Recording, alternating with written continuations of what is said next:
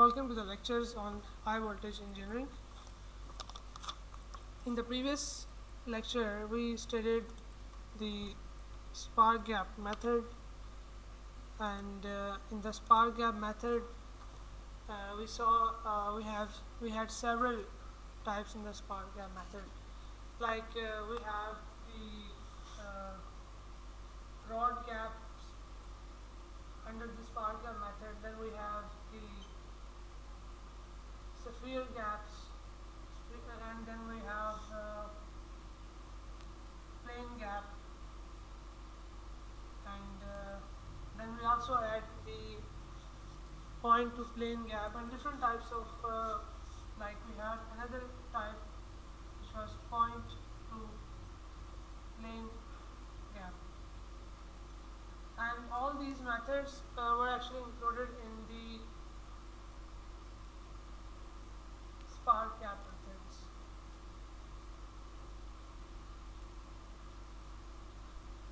Now, spark gap method was actually the indirect method of measuring the voltage, because here you are measuring the voltage in the form of distance. The spark gap method, using the spark gap method, we can measure AC peak value as well as we can measure DC value. AC, what does it mean? हम AC voltage को measure कर सकते हैं. We can measure high voltage AC as well as high voltage DC. तो जो spark gap method हमने study किया था, तो उसमें एक स्फीयर गैप मेथड था. Sphere gap method is one of the internationally accepted method, और हाई वोल्टेज मेजरमेंट्स में जितने भी मेथड्स हैं, डायरेक्ट हो या इनडायरेक्ट, उसमें सबसे एक्यूरेट मेथड जो है हमारे पास वो है स्फीयर गैप मेथड. ठीक है, स्फीयर गैप मेथड तो आप, और ये इंटरनेशनली एक्सेप्टेड है क्योंकि इसमें सबसे ज़्यादा इसमें जो एरर है वो सबसे कम होता है. और एक और बात आप लोगों को, it should be in your knowledge that whenever you are studying the high voltage engineering, so we are actually not interested in RMS values. We are not interested in RMS value of an AC voltage. We are interested in peak value. Okay? हमें AC की peak value क्यों चाहिए? Because this is the peak value which actually initiates the spark. और जो peak value है voltage की, obviously it exists, लेकिन उसका जब आप इफेक्टिव वैल्यू निकालते हो, जब आप एनर्जी कैलकुलेशंस करते हो, तब आप RMS वैल्यू को ले आते हो इन एक्शन. लेकिन पीक जो वोल्टेज है इट इज़ एग्जिस्टिंग, और यही पीक वैल्यू आपकी it is applied across the insulations. तो peak value is actually responsible for the insulation breakdown. One thing this should be keep in mind. और इसके अलावा DC वैल्यू उसमें तो होती ही एक ही वैल्यू है. ठीक है, तो स्फीयर गैप मेथड जो है it is one of the internationally accepted method, और आप लोग अब तक लैब में स्फीयर गैप मेथड की डेमोन्स्ट्रेशन भी देख चुके होंगे. तो स्फीयर गैप मेथड जो है, तो उसमें हमारे पास स्फीयर्स थे, और उसकी बैक एंड पे आपके पास क्या था? हाई वोल्टेज जनरेशन सोर्स था. तो अब हम एक और मेथड स्टडी करने जा रहे हैं, that is known as electrostatic volt meter. Now what is an electrostatic voltmeter? इसमें हम क्या स्टडी करेंगे? ये देखें, यहाँ पे आपको इस फिगर में नज़र आ रहा है एक हाई वोल्टेज गन है. ठीक है, और यहाँ पे वाइट कलर में आपको एक डिवाइस नज़र आ रही है which is actually the electrostatic voltmeter. Now this electrostatic voltmeter is commonly used in industries जहाँ पे हाई वोल्टेज गन्स बनाई जाती हैं. और इसका जो पर्पज़ है वो क्या है कि आप इलेक्ट्रोस्टैटिक वोल्टमीटर से आप हाई वोल्टेज को, बेशक RMS वैल्यू भी हो, उसको मेजर कर सकते हैं. और ये जो गन्स हैं ये मिलिट्री एप्लीकेशंस में यूज़ होती हैं हाई वोल्टेज को जनरेट करने के लिए. और इसको आप गूगल कर सकते हैं, what are the advantages of high voltage spark gun.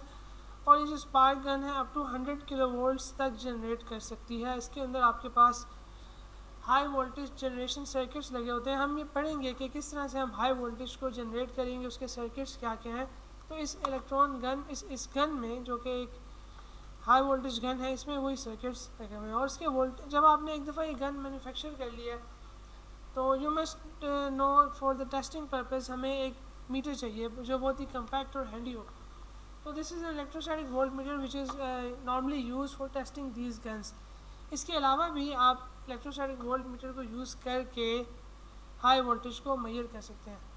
तो अब हम ये देखेंगे कि what is inside this electrostatic volt metre and how it works, और ये क्या चीज़ है एक्चुअली। तो जो इलेक्ट्रोस्टैटिक वोल्ट मीटर है, it is actually it works on the basis of the Coulomb's force of attraction between charges, ठीक है। Now what is Coulomb force, you are well aware, जब आपने बेसिक फिजिक्स पढ़ी होगी कि what is a Coulomb's law. और Coulomb's law actually आपको ये डिफ़ाइन करता है कि एक फ़ोर्स होती है, it can be a force of attraction और रिपल्शन बिटवीन टू चार्जेस, ठीक है। दो चार्जेस एक दूसरे को अट्रैक्ट भी कर सकते हैं और रिपेल भी कर सकते हैं। तो इलेक्ट्रोस्टैटिक वोल्ट मीटर में आपके पास एक तो पहले ये बात बताना चलूँ कि electrostatic volt metre is an indirect method of high voltage measurement. और ये ऐसा इनडायरेक्ट मेथड है कि जिसमें आपके पास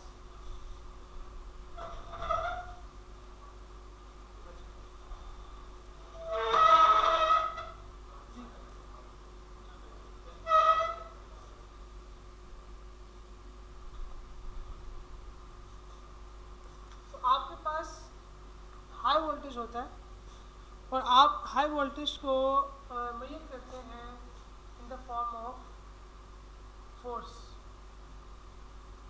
ठीक है। It means that you have high voltage and you are going to convert that high voltage in terms of force. और आप उस फोर्स को, ये फोर्स क्या है, this is actually mechanical force, और आप उस मैकेनिकल फोर्स को मेजर कर लेते हैं और बेस्ड ऑन दैट कितनी फोर्स प्रोड्यूस हुई है, यू गेट टू नो कि आपके पास वोल्टेज कितना है। This is another one of the very interesting method of measuring the high voltage. और बहुत सी रिसर्च लैब्स में अक्रॉस द ग्लोब आपके पास इलेक्ट्रोस्टैटिक वोल्ट मीटर्स भी कॉमनली यूज्ड होते हैं। लैब्स में, रिसर्च लैब्स में होते हैं, इंडस्ट्रीज़ में भी यूज होते हैं, because there cost is pretty much lower. तो इसको हम देखते हैं। आपके पास जो बेसिक प्रिंसिपल है एक्चुअली इसमें you have the principle of columns force of attraction between two plates, ठीक है। अब इलेक्ट्रोस्टैटिक वोल्ट मीटर में आपके पास क्या होता है, आपके पास दो प्लेट्स होती हैं। एक प्लेट आपके पास होती है fixed and another plate is actually movable, ठीक है। और जो फिक्स्ड प्लेट है आप उसके अक्रॉस हाई वोल्टेज को अप्लाई करते हैं, और जो मूवेबल प्लेट है आप उसको ग्राउंड करते हैं। और यहाँ पे आपको नज़र आ रहा है एक स्प्रिंग, ठीक है। और स्प्रिंग के नीचे क्या है, there is a counter weight, ठीक है। So a counter weight, a spring and a needle and a scale. तो बेसिकली यहाँ पे कॉलम्स लॉ ये कहता है कि we have a force of attraction. Obviously जब आप इस पर वोल्टेजेस को अप्लाई करते हैं तो यहाँ पे आपके पास चार्ज एक्यूमुलेट होना शुरू हो जाते हैं, ठीक है। तो जब आपके पास चार्जेस एक्यूमुलेट होते हैं, when your one plate is fixed and it can not move but other plate can move, तो due to that potential difference आपके पास यहाँ पे एक इलेक्ट्रिक फील्ड इस्टेब्लिश होती है। और इलेक्ट्रिक फील्ड के बाद आपके पास क्या होती है, एक फोर्स अकर करती है जो कि मूवेबल प्लेट जो है आपकी फिक्स प्लेट की तरफ अट्रैक्ट होती हुई चली जाएगी। बट यहाँ पे क्या है, you have a spring and a counter wait, ताकि जो फोर्स मूवेबल प्लेट के ऊपर लगी है उसको ऊपर लाने में वो आप बैलेंस कर सको using the spring and the counter wait. और ये पूरा जो मैकेनिकल स्ट्रक्चर है, ये जो रोटेशन है, आप इसको एक स्केल पे आप मैग्नीफाई कर लेते हो और जो फोर्स है उसको आप मेजर कर लेते हो, because you know the spring constant, you know how much the counter weight you have put in here. तो आप क्या कर सकते हो कि इस तरह से वोल्टेज को मेजर कर सकते हो। ये एक सेटअप है आपके पास लीनियर मोशन का, और एक और है जिसमें आपके पास रोटेटेबल प्लेट्स होती हैं। इसमें भी आपके पास कॉलम्स लॉ ही इनएप्लीकेबल है, कॉलम्स लॉ ही लगता है। इसमें भी एक फिक्स प्लेट है और एक आपके पास रोटेटिंग प्लेट है जिसको आप ग्राउंड के साथ कनेक्ट करते हो। Then you have a spring and a scale.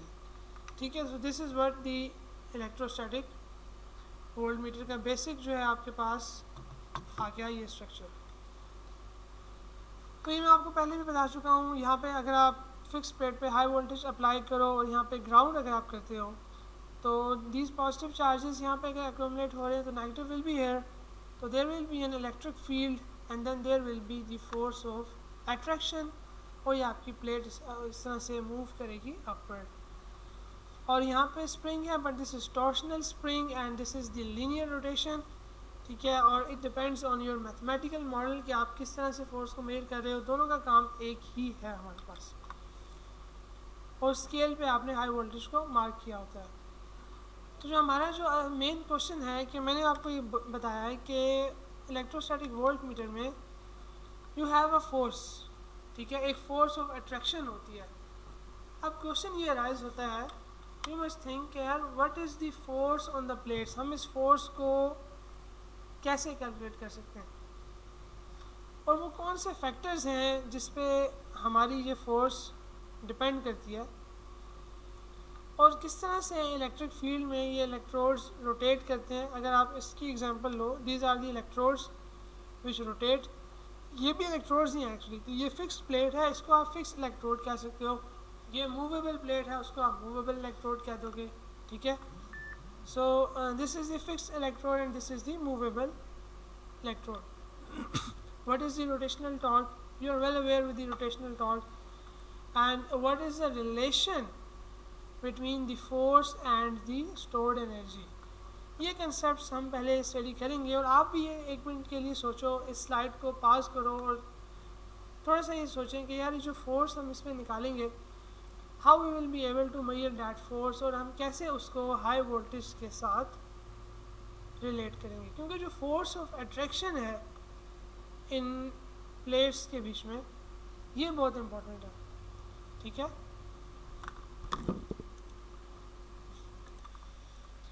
अच्छा एक और बात कि ये मैंने आपको बताई थी कि this electrostatic volt meter it can be used to measure either DC value or RMS value of the AC voltage. ये जो electrostatic voltmeter है, it cannot measure the peak value of AC voltage, इसको भी हम देखेंगे। लेकिन उससे पहले हम ये अपना कंसेप्ट स्टैब्लिश कर लें कि इलेक्ट्रोस्टैटिक वोल्टमीटर की बेसिक वर्किंग किस तरह से है और किस तरह से आपके पास फोर्स ऑफ अट्रैक्शन इसमें आ रही है।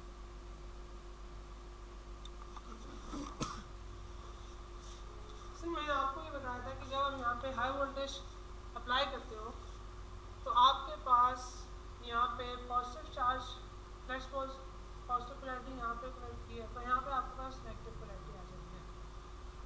तो होगा क्या, व्हाट हैपेंस इज दैट कि यहाँ पर आपके पास चार्जेस एक्यूमुलेट कर रहे हैं। ठीक है, और जो फोर्स ऑफ अट्रैक्शन है it is due to the capacitive effect. मतलब क्या है कि जब आपके यहाँ पे चार्जेस आएंगे, ठीक है, तो यहाँ पे एक तरह से कैपेसिटर बन जाएगा।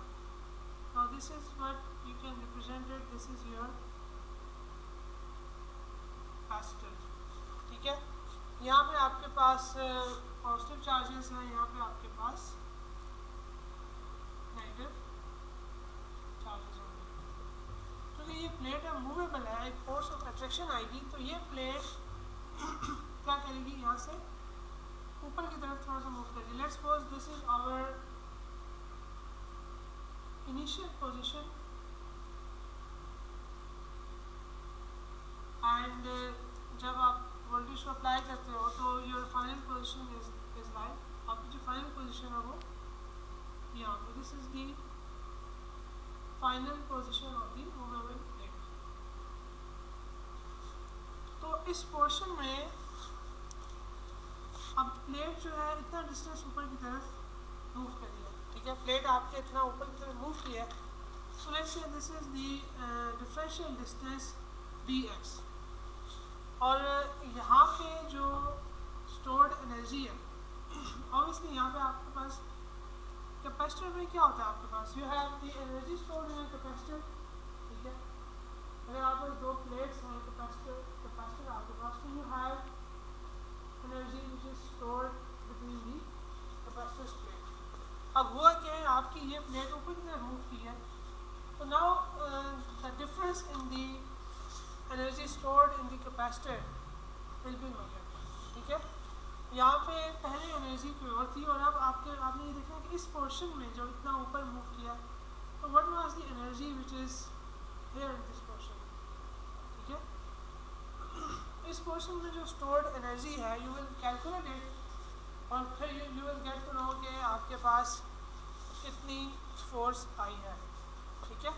इसको हम और फर्दर स्टडी करते हैं to make your concept more clear. And इससे हम ये भी कहते हैं कि हमारे पास let's say that W1 is the stored energy before and W2 is the stored energy after movement, and that is before movement, and this is stored energy stored in actually the energy stored in the capacitor, क्योंकि आपका eventually असल में जो electrostatic volt है ये big capacitor behave कर रहा है, ठीक है। और जब प्लेट्स मूव कर रही हैं तो जो यहाँ पे एनर्जी स्टोर्ड होती है कैपेसिटर की, it is different.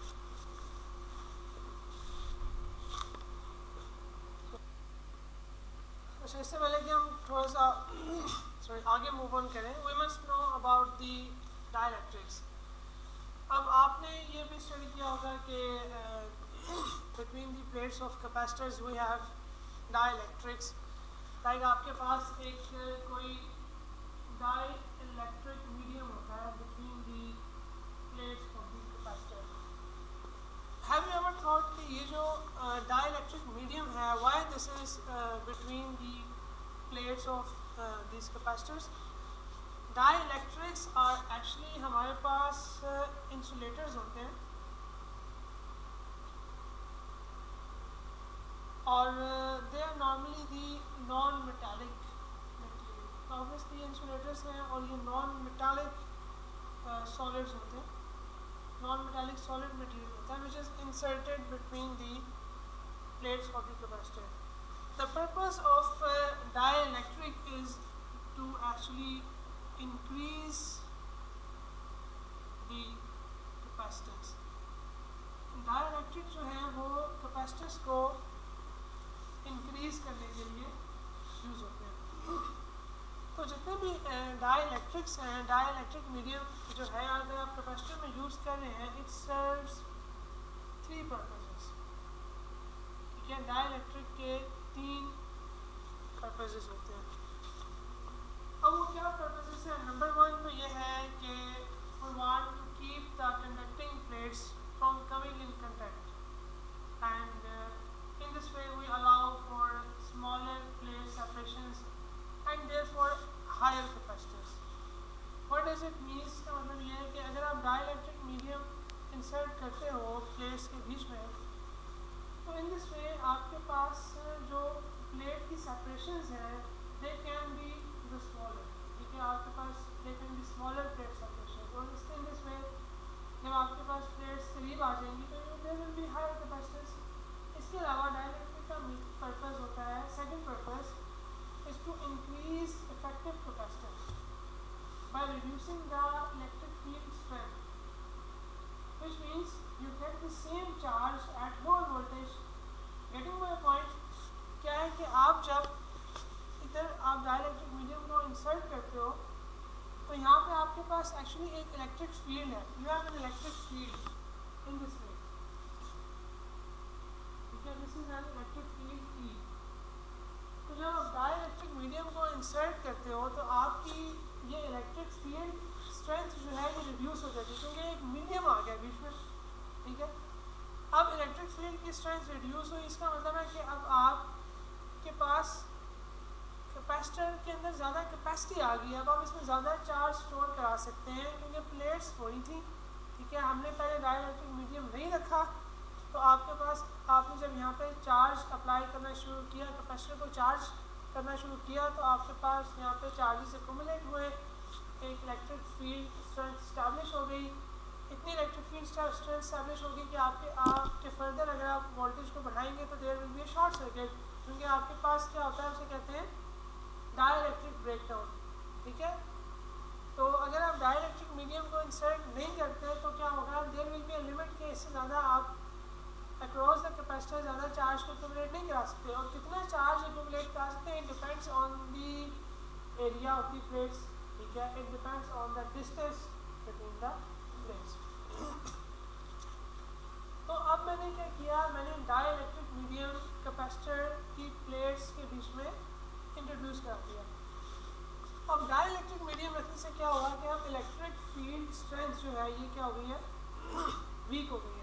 It means कि अब मैं इसी कैपेसिटर में फर्दर चार्जिंग फर्दर इसके अक्रॉस वोल्टेज को इंक्रीज करके फर्दर चार्ज स्टोर करा सकता हूँ। इन दिस वे वही मेरे पास कैपेसिटर है, लेकिन अब मैंने इस टाइप कि मैं वोल्टेज को बढ़ाया, मैंने वही वोल्टेज रखा, लेकिन अब इलेक्ट्रिक फील्ड स्ट्रेंथ जब वीक हो जाएगी तो अब क्या होगा, ज़्यादा चार्ज इसके अंदर एक्यूमुलेट होना शुरू हो जाएगा। तो इवेंचुअली मेरे पास जो कैपेसिटेंस है वो इंक्रीज़ हो जाएगी, और जब कैपेसिटेंस इंक्रीज़ करेगी इट मीन्स कि उसकी एनर्जी डेंसिटी इंक्रीज हो गई है, पावर डेंसिटी नहीं, एनर्जी डेंसिटी कैपेसिटर की इंक्रीज़ हो गई है। और ऑब्वियसली डाइलेक्ट्रिक लगाने से एक और फ़ायदा ये हुआ कि आपके पास यहाँ पे जो पॉसिबिलिटी ऑफ स्पार्किंग है between these two charge plates, क्योंकि ये पास पास है तो वो नहीं है, इसे डाइलेक्ट्रिक ब्रेकडाउन भी कहते हैं इसको। अगर आप ज़्यादा इस पर हैवी चार्ज आ जाएगा तो आपके पास डाइलेक्ट्रिक मीडियम में ये ब्रेकडाउन कर जाएगा और कैपेसिटर आपका जल जाएगा। So this was the purpose of dielectric medium. We have the three purposes. Number one, कि आप in this way कि आपके पास size small हो गया, you can bring the plates smaller and capacitors, और आपने कैपेसिटर की कैपेसिटेंस बढ़ा दी है, मतलब वही voltage level, let's suppose voltage level कम ही रहा, लेकिन अब आपने उस पर ज़्यादा चार्ज को स्टोर करा दिया है at the lower voltage. This is a very important concept, you must understand this. तो इसलिए मैं एक बार फिर बताता हूँ, लेट्स सपोज आपके पास यहाँ पे 200 वोल्ट्स, ठीक है, और अभी आपने यहाँ पे डाइलेक्ट्रिक मीडियम को इंसर्ट नहीं किया हुआ, तो यहाँ पे आपके पास एक इलेक्ट्रिक फील्ड स्टैब्लिश हो जाएगी, और आपके एक इलेक्ट्रिक फील्ड का पोटेंशियल आएगा कि आफ्टर दैट इस पर फर्दर कोई चार्ज आपका स्टोर नहीं होगा, क्योंकि इलेक्ट्रिक फील्ड स्ट्रेंथ की लिमिट अब आ चुकी है और अपनी मैक्सिमम वैल्यू को पहुँच चुकी है। लेकिन अगर आप डाइलेक्ट्रिक मीडियम आप इंसर्ट कर दोगे तो क्या होगा, ये जो इलेक्ट्रिक फील्ड डेवलप हुई है ना, स्टैब्लिश हुई है, ये वीक हो जाएगी। तो अब क्या होगा, आप कैपेसिटर में फर्दर ड्रॉप, कैपेसिटर डाइलेक्ट्रिक डालने के बाद, इंसर्ट करने के बाद अब कैपेसिटर के अंदर जो करंट है वो दोबारा से फ्लो करना शुरू कर देगा, जहाँ तक कि दोबारा से अब इलेक्ट्रिक फील्ड अपनी उस मैक्सिमम वैल्यू पे नहीं पहुँच जाती। इट मीन्स कि इस तरह से हमने कैपेसिटर में जो चार्ज है वो ज़्यादा स्टोर करा दिया। सो this is the basic purpose of dielectric medium के हम इंसर्ट करते हैं। लेकिन अगर आप इलेक्ट्रोस्टैटिक वोल्टमीटर की बात करते हो, here you have voltages are very high, ठीक है। अच्छा, इस एग्जांपल में मैंने 200 वोल्ट्स एग्जांपल ली थी, और फिर मैंने डाइलेक्ट्रिक मीडियम को इंसर्ट किया, और फिर मैंने कहा कि फर्दर चार्ज ऐड हो सकता है। एक तो ये तरीका था, दूसरा ये हो सकता था कि अगर आपने इससे चार्ज बढ़ाना है तो आप 200 की बजाय 400 वोल्ट्स कर देते, तो तब इसमें चार्ज स्टोर हो जाता, लेकिन ये चांस हो सकता था कि यहाँ पे जो एयर सोल्यूशन है वो ब्रेक डाउन ना कर जाए। तो इसीलिए हमने डाइलेक्ट्रिक मीडियम रखा, और लो वोल्टेज पर ही हमने ज़्यादा इसमें चार्ज स्टोर करा दिया। इलेक्ट्रोस्टैटिक वोल्टमीटर में बिटवीन दीज टू प्लेट्स और इलेक्ट्रोड्स हमें किसी डाइलेक्ट्रिक मीडियम की ज़रूरत नहीं होती, क्योंकि यहाँ पे वोल्टेज हमारा ऑलरेडी ही बहुत हाई होता है। ओके, डॉटेड डिस्टेंस है, तो ये जो पूछा जाता है ड्यूरिंग द डिज़ाइन के we should insert the dielectric medium और not between the electrodes of the electrostatic voltmeter. अच्छा, नाउ लेट्स मूव फर्दर। एक और डेफिनेशन definition है capacitors की. Will not be getting too much time to that definition. You know what is the capacitors? Capacitors is actually the ratio of the charge divided by the voltage. ठीक है, capacitors is the ratio of charge to the voltage. कि कितना charge आपके पास accumulate हुआ है to the voltage. So this is the definition of the capacitors. So as I told you that whenever you insert a dielectric medium, तो dielectric medium does what? कि आपके पास आपको पता है कि इलेक्ट्रिक फील्ड जो है, let's suppose E, which is your electric field, it is directly proportional to voltage. ठीक है, तो ये जो मैंने अभी बात की थी ना कि डाइलेक्ट्रिक इंसर्ट करने की वजह से आप ज़्यादा चार्ज कैपेसिटर में स्टोर कर सकते हैं, क्योंकि ये बात आप नोट कर लो, a capacitor with a dielectric stores the same charge as one without a dielectric but at a lower voltage. Again मैं ये बात रिपीट करता हूँ, a capacitor with a dielectric stores same charge as one without dielectric but at a lower voltage. तो लिहाजा एक capacitor जो है जिसके अंदर डाइलेक्ट्रिक है, it is now more effective.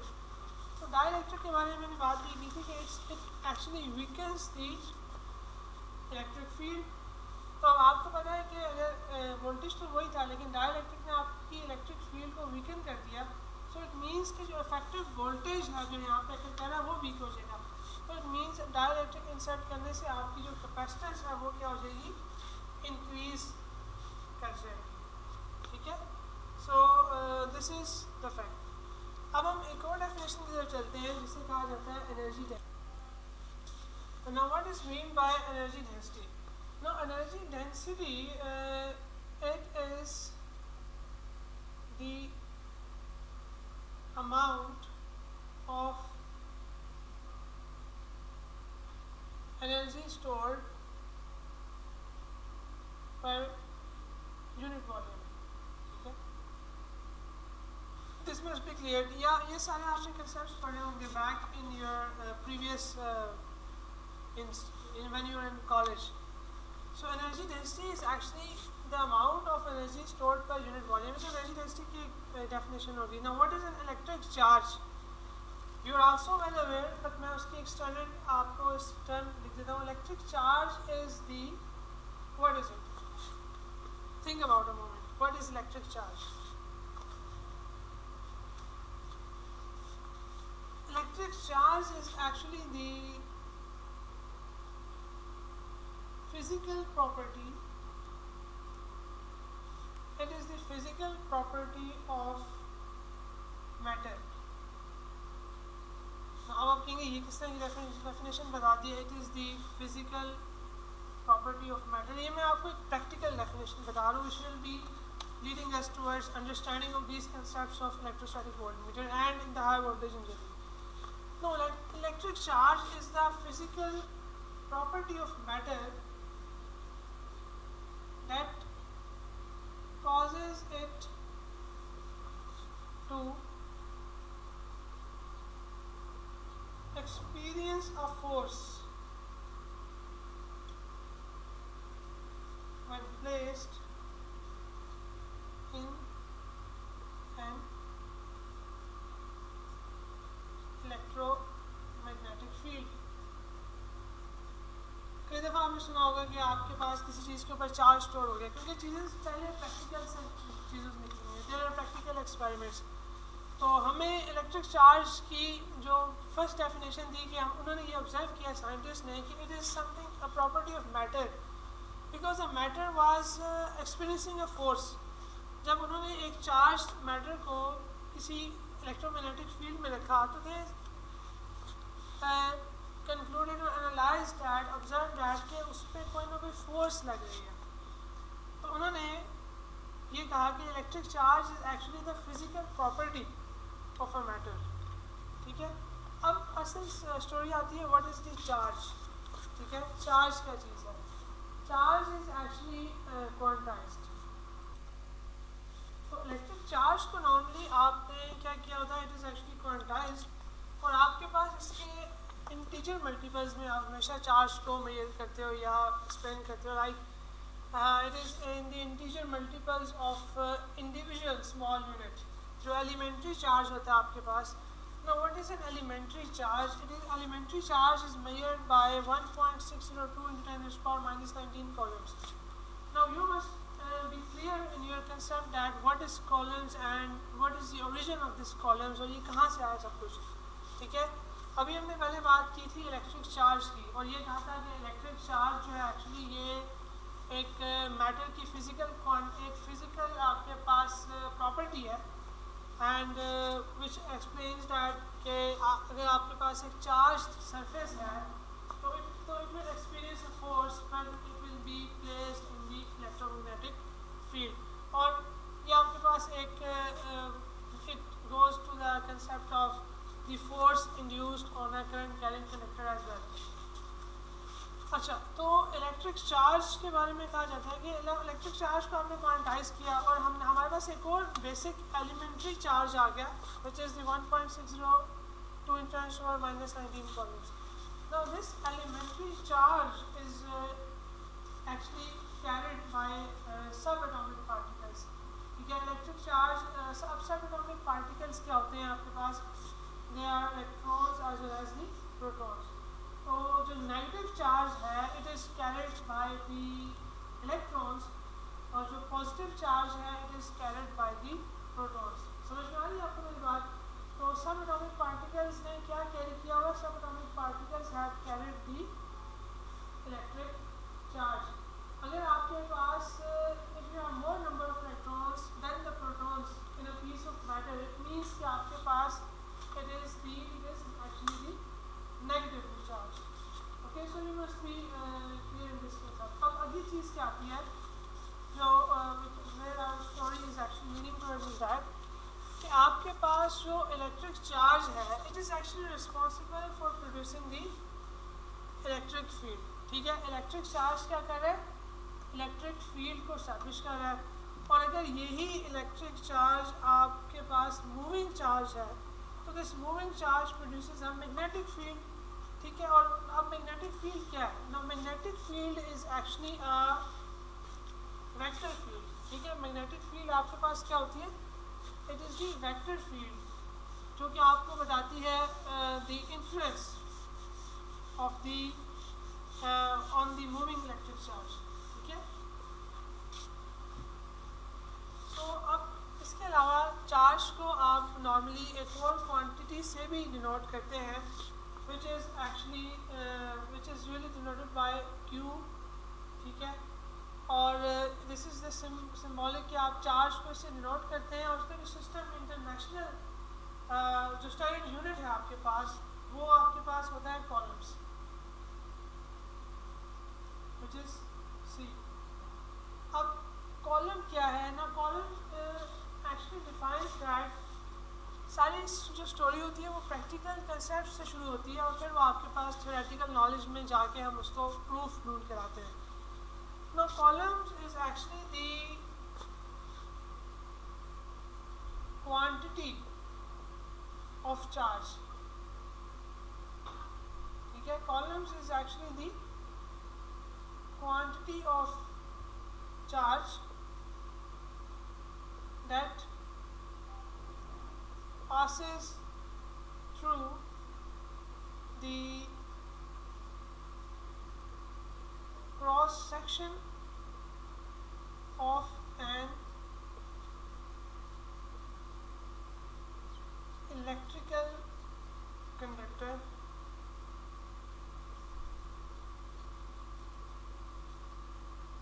carrying 1 ampere for 1 second.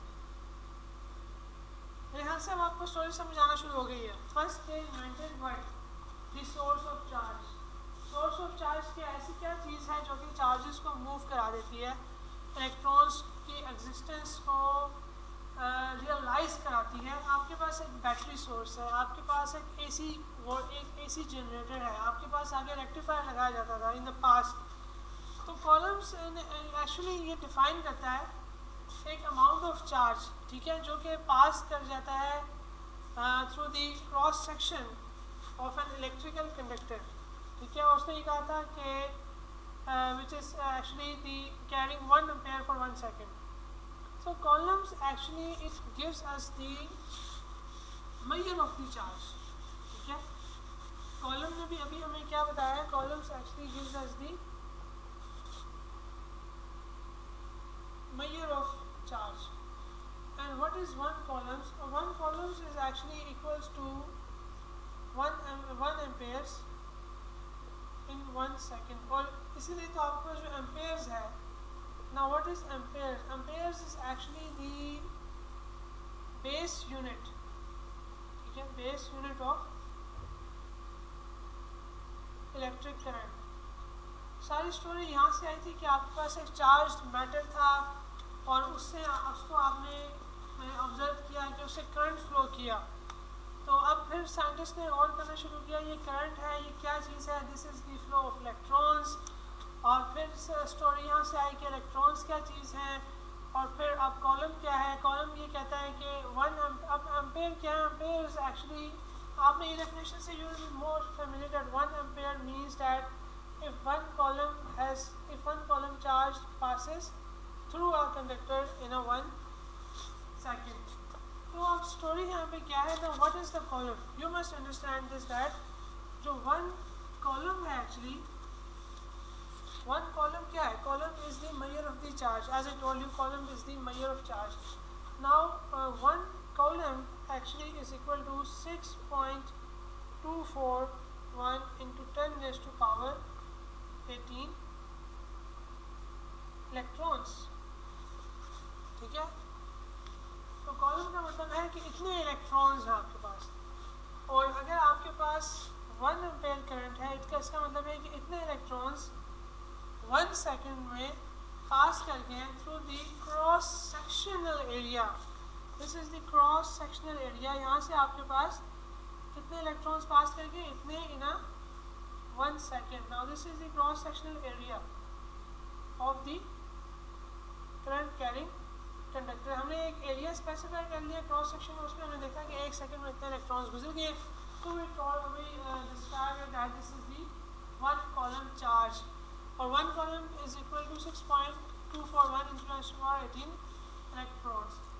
तो इट इज़ वेरी इंपॉर्टेंट कि आप इन चीज़ों से फेमिलियर होते, इसलिए ये कुछ बेसिक डेफिनेशंस आपकी टेक्स्ट बुक में भी कवर की गई हैं।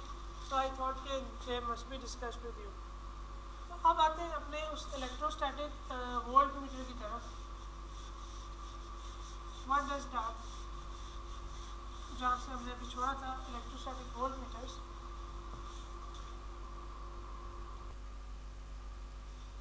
तो यहाँ पे हमारे पास एक चीज़ आती है Maxwell equations. Now you must be familiar with the Maxwell equations. जब आपने अपना इलेक्ट्रोमैग्नेटिक थ्योरी का कोर्स पढ़ा होगा, उसमें आपको मैक्सवेल इक्वेशंस, मैक्सवेल का कंसेप्ट बहुत अच्छे से एक्सप्लेन कर दिया जाएगा। अब मैक्सवेल ये कहता है कि अगर आपके पास एक फ्री स्पेस है, लेट्स सपोज मैं यहाँ पे ये बनाता हूँ एक free space,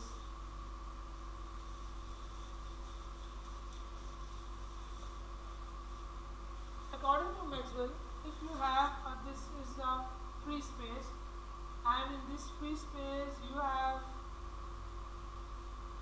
an electric field E, so it will be having the energy in it। अब एक फ्री स्पेस है अगर आपके पास, this is your free space, और उसमें इलेक्ट्रिक फील्ड है, मीन्स कि इलेक्ट्रिक फील्ड का कोई ओरिजिन होगा।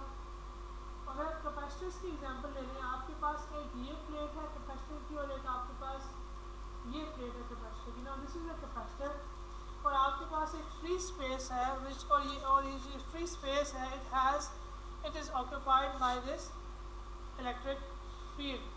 तो ये जो इलेक्ट्रिक फील्ड है actually it contains energy in it, ठीक है। इलेक्ट्रिक फील्ड है तो फ्री मैक्सवेल ये कहता है this free space which is occupied by the electric field contains energy in it, ठीक है।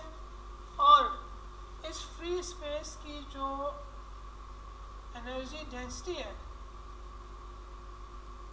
ठीक है, उसको भी मैक्सवेल ने अपनी इक्वेशंस में अपने मैथमेटिकली उसने उसको प्रूव करके एक्सप्लेन किया। जिस तरह से आपके पास एक मैग्नेटिक फील्ड लाइंस होती हैं और then you say that this is the magnetic flux density, in the same way अगर आपके पास इलेक्ट्रिक फील्ड है तो वहाँ पे उस स्पेस में एनर्जी डेंसिटी भी होगी, ठीक है।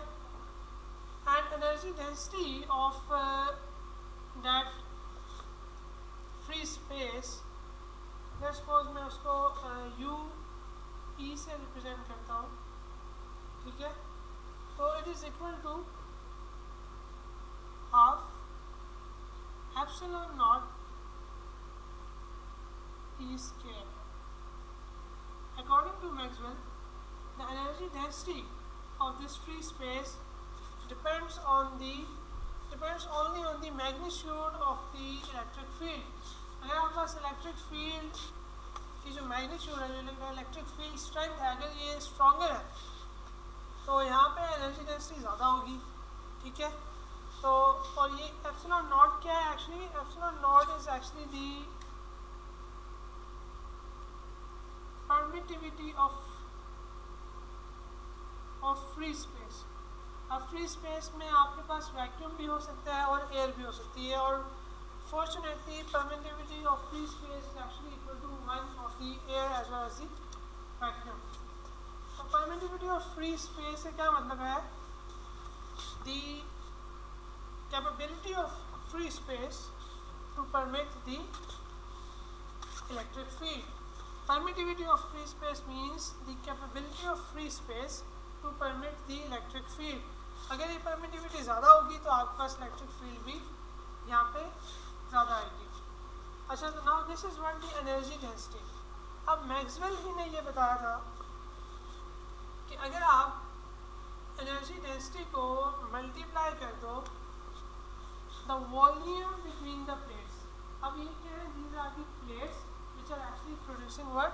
The electric field. और यहाँ की energy density is given by this equation. Now if you multiply this energy density with the volume between the plates. Now what is the volume? Volume को हम कैसे निकाल सकते हैं इन प्लेट्स में? देखो, ये आपके पास है distance, let's suppose this is the distance d which is between the plates, और हम इसको किसी एक प्लेट के एरिया के साथ मल्टीप्लाई करेंगे। Now A is what the area of any one of the plates, क्योंकि जो दोनों प्लेट्स हैं इनका एरिया सेम है। तो अगर एरिया सेम ना हो तो हम यहाँ पे कॉमन एरिया लेंगे, ओवरलैपिंग एरिया लेंगे प्लेट्स का। तो अगर आप इसको एरिया और डी, अगर आपने एनर्जी डेंसिटी को वॉल्यूम से मल्टीप्लाई कर दिया ना, this is the volume of that free space, तो आपके पास, so what is this? We obtain the stored energy between the plates of the capacitor. Let's say this is the UC. मैं इसको इससे रिप्रेजेंट कर सकता हूँ UC. Now this is what the energy stored, ठीक है, वो एनर्जी डेंसिटी थी, उसको आपने वॉल्यूम बिटवीन द प्लेट्स से मल्टीप्लाई किया तो you obtain the energy stored between the parallel plate capacitor, and that stored energy is equal to half epsilon naught E square A D. ठीक हो गया। Now this is what the stored energy between plates of parallel plate capacitor.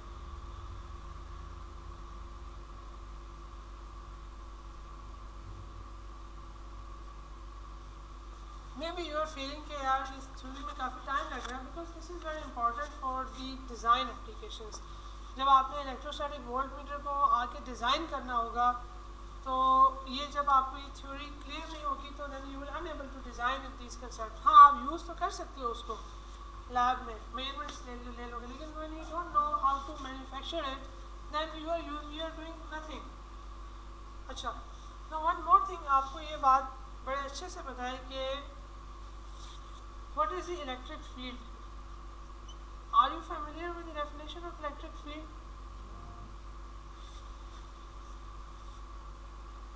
Electric field is actually the gradient of electric potential. Electric potential इसे आप voltage भी कह सकते हो, ठीक है। Electric field is the gradient of voltage by electric potential. What does it mean? It is actually the slope. E is equal to delta V by delta x.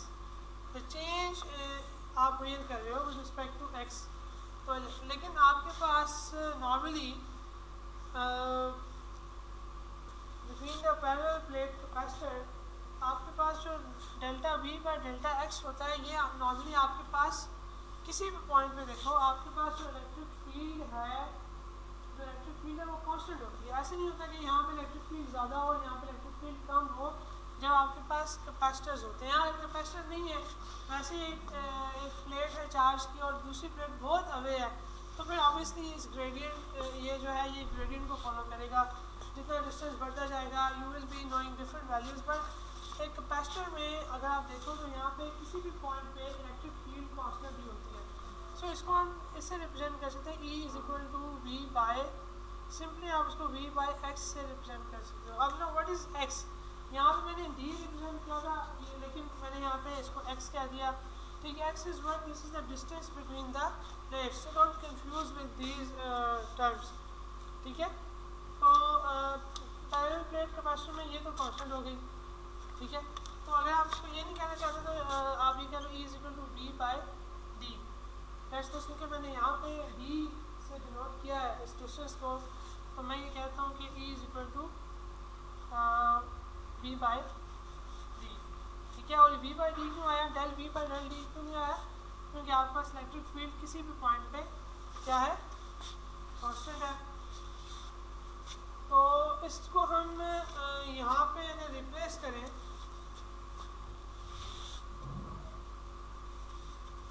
इस formula में,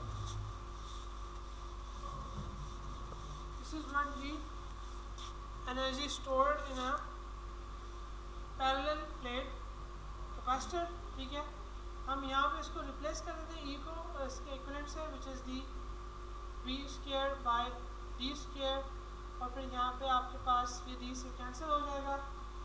so now this is what इसका एक और आपको आप you have stated that the capacitance depends on as well, the capacitance depends on the permittivity of the medium. अगर यहाँ पे आपके पास पैरेलल प्लेट कैपेसिटर है और फ्री स्पेस है, so it depends on the permittivity of the free space.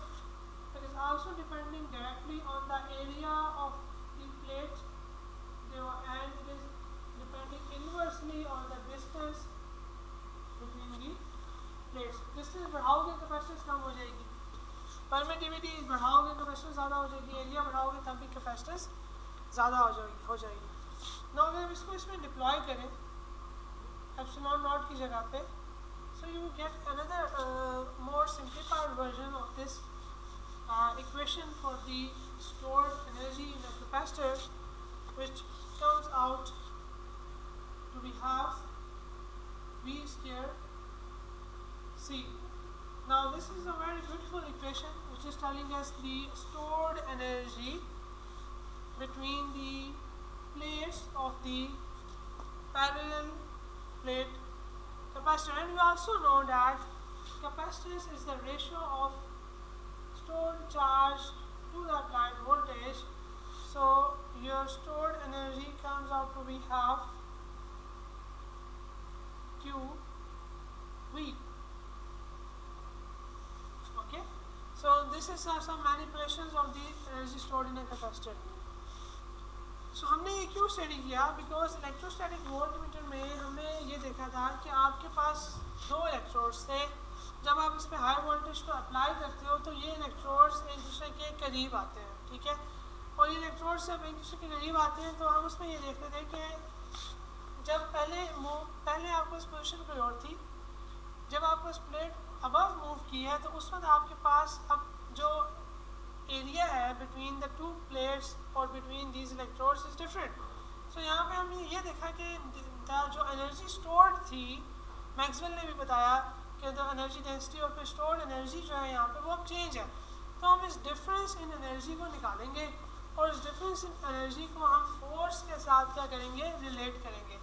In this way हम voltage को major करने जाएंगे इन टर्म्स ऑफ दी फोर्स। ठीक है, तो इसको हम अपने पार्ट 2 के लिए रख लेते हैं। ठीक है, तो पार्ट 2 में हम इसको डिस्कस करेंगे इलेक्ट्रोस्टैटिक वोल्ट मीटर की फर्दर आगे एप्लीकेशन। अभी तो मैंने कुछ बेसिक कंसेप्ट आप लोगों को भी क्लियर कर